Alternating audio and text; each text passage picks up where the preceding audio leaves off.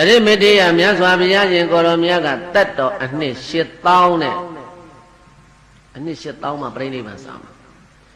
အနှစ်8000ပြိဋိဘံစံပြီးတော့ထားတော်မူမဲ့သာသနာကအနှစ်3သိန်းသာသနာဘယ်လောက်ထားခဲ့ပဲကဲဘုန်းကြီးတို့အခုကောဓမမြတ်စွာဘုရားသာသနာက9000တဲ့မကွာဘူးလားဘုရားတိုက်ကွာလိုက်တာ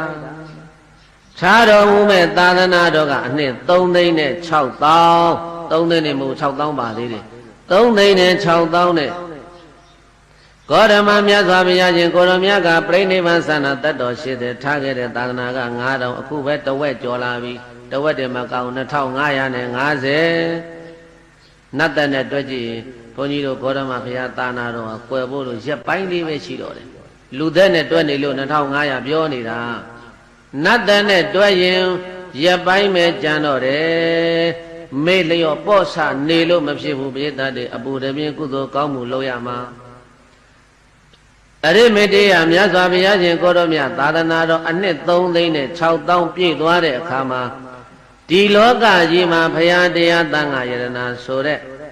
ယရဏ3ပါးဟာစိတ်သုံးသွားလိမ့်မယ်ဘယ်လောက်ကြာမလဲဆိုကဘာပေါင်း3သိန်းတဲ့ဘုရားတန်တရားတန်သံဃာတန်ကိုမကြားရမှာကဘာ3သိန်းကဘာပေါင်းဘယ်လောက်တဲ့ကဘာ3သိန်းတိတိဘုရားတန်တရားတန်သံဃာတန်ယရဏ3ပါးတန်ကိုလုံးဝမကြားရပဲနဲ့ကဘာပေါင်း3သိန်းတိတိလောကကြီးအမောင်ဖုံးသွားပြီ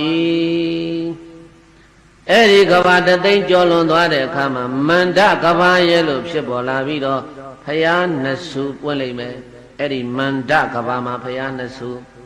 မန္တကဘာမှာဘုရားဘယ်နှစုတနေ့တည်းတစ်ချိန်နဲ့တစ်ပြိုင်နဲ့ပွင့်တာမဟုတ်ဘူးတစုပြီးမှတစုပွင့်တာဘုန်းကြီးတို့ခုဗတ္တကဘာမှာဘုရား5စုပွင့်တယ်ကကုသနာဘုရားပွင့်သာသနာထားကပြိဋိဘံစံကောဏဂုံဘုရားပွင့်သာသနာထားကပြိဋိဘံစံကတ္တဗဘုရားပွင့်သာသနာထားကပြိဋိဘံစံဂေါတမဘုရားပွင့်သာသနာထားကပြိဋိဘံစံပြီးတော့သာသနာထားခဲ့တယ်အခုဂေါတမဘုရားသာသနာ